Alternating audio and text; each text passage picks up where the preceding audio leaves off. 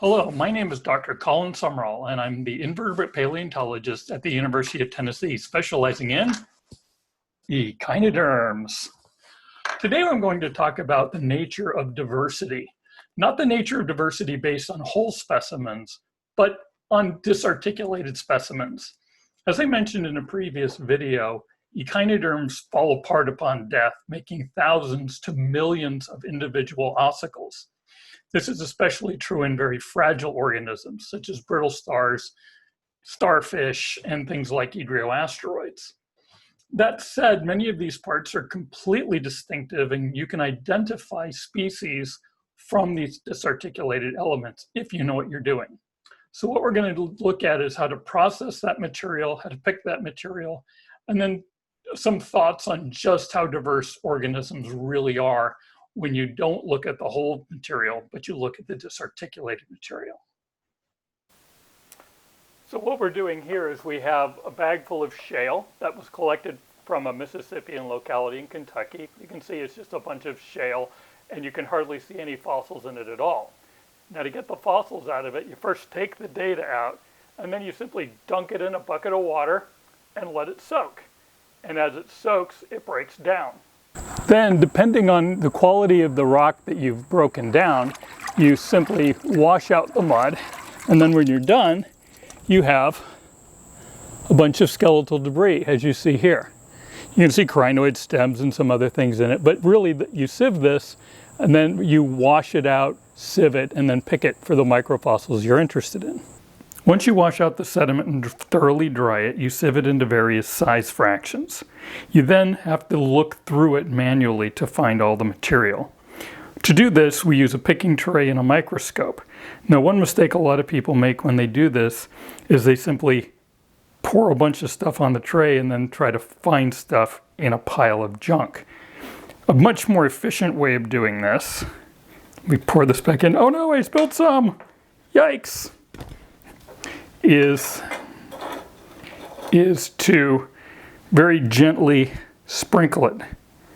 So you wind up with a very even, thin, and spaced out distribution of bits. So you want your tray to look about like that when you actually start picking it. Now that we have our material spread out on the picking tray, it's time to go actually look for echinoderm bits. The tools involved here are very simple. Our picking tray, which we've already seen, a little reservoir to hold all of our newly acquired goodies, and a very fine paintbrush. I usually use a wet paintbrush technique, but some people use a dry paintbrush technique.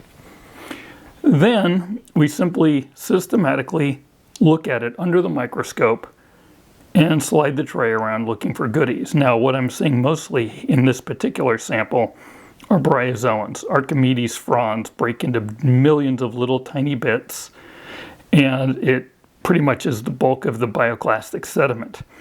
I do see some interesting things now and then. Here's an ostracod, and notice I just pick it up with a paintbrush and drop it in my little tray. I'm adding a little more water. Moving along, there's crinoid pinnules, yawn, brachiopod spine from a productive of some type. And then here we go. Here's a stenuroid lateral arm plate. That's a type of brittle star. This is an undescribed species, and in fact, it's a range extension for the whole group. Put it on the little tray. They're actually fairly common in this material. Moving along, crinoid columnals, some other stuff, trilobite fragment. Here's an agonaster lateral arm plate. That's another brittle star of a modern aspect. And so you just go around and you look and you look and you find. And what's really sobering is the more you look, the more you find, not only because you spend more time with it, but because you get to recognize what things look like better. So here we have some things that I find interesting within these small little elements that I've been collecting. This thing right here is a ambulacral plate of a small sea urchin. You can see it has a couple little holes in it. Flip it. That's an anal plate from an Echinoderm. And then over here we have several things that are interesting. Here's a spine from a sea urchin. Here's two things, a lateral arm plate from a brittle star. Right there, a new brittle star. Here's a big ostracod. Well, big, it's about 1.5 millimeters across. There's a wheel element from a sea cucumber. Another type of lateral arm plate from a different type of brittle star. This black thing over here is a scalicodont, jaw apparatus of a serpulid worm. And then 3 more cool little things that you run across. This is called Pasolacrinus. Pasolacrinus is a larval stage blastoid. See if I can get a focus on it. The stem attaches over on this end, and that's the oral surface over there. That's a scale from a fish, very old little fish. And then for you crinoid people, here's a microcrinoid. These are thought to be mature crinoids of very small size. Then finally, if you want to really get a good look at some of these elements, the only way to go is an SEM, scanning electron microscope.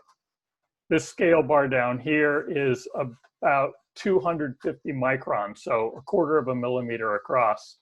And you can see these are some of the various elements that we've collected over the last little while. This characteristic holes all over these are the microstructure of these animals called stereome.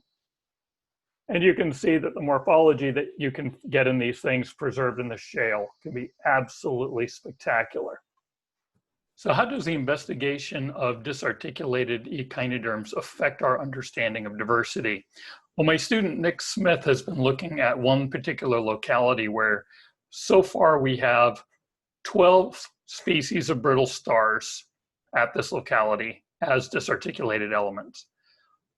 Previously, there have been no brittle stars found at this locality. In fact, the diversity at this locality in brittle stars is higher than the Mississippian. On top of that, we have 2 species of Echinoderm at that locality, which we don't have any whole specimens of. We have evidence of sea cucumbers, a couple species. We have evidence of sea urchins. So the diversity here is much, much higher than we had previously thought. And we only know that because of these disarticulated elements. Thanks for watching, and we'll see you next time.